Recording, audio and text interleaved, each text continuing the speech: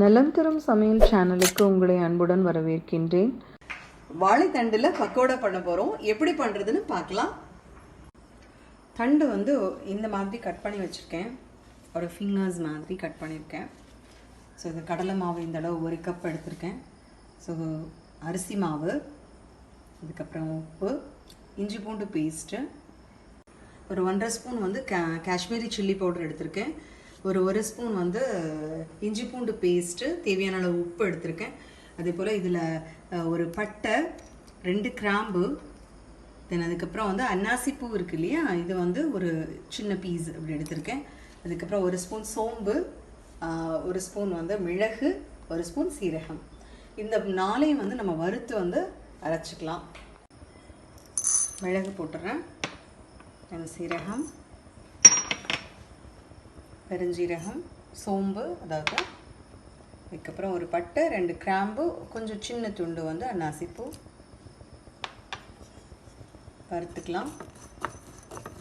Mixie ஜாரில் சேர்த்துட்றேன்.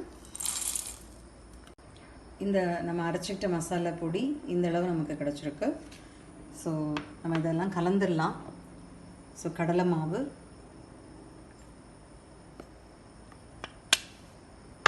தென் அரிசி மாவு, இது கொஞ்சம் கலந்துக்கிறேன் நான். இஞ்சி பூண்டு பேஸ்ட்டு, தேவையான அளவு சால்ட்டு, காஷ்மீரி சில்லி பவுடர்,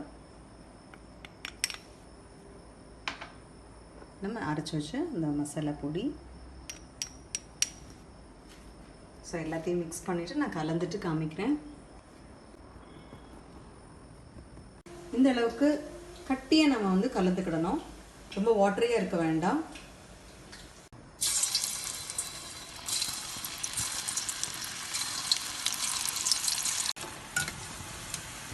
இந்த அளவுக்கு பொரிஞ்சது போதும், எடுத்துடலாம். சிறுநீரக கல் வராமல் தடுக்கக்கூடிய வாழைத்தண்டு பக்கோடா ரெடி. நலம் தரும் சமையல் சேனலை உங்களுக்கு பயனுள்ளதாக உணர்ந்தால் சப்ஸ்கிரைப் பண்ணி பெல் பட்டன் கிளிக் செய்யவும். நன்றி, வணக்கம்.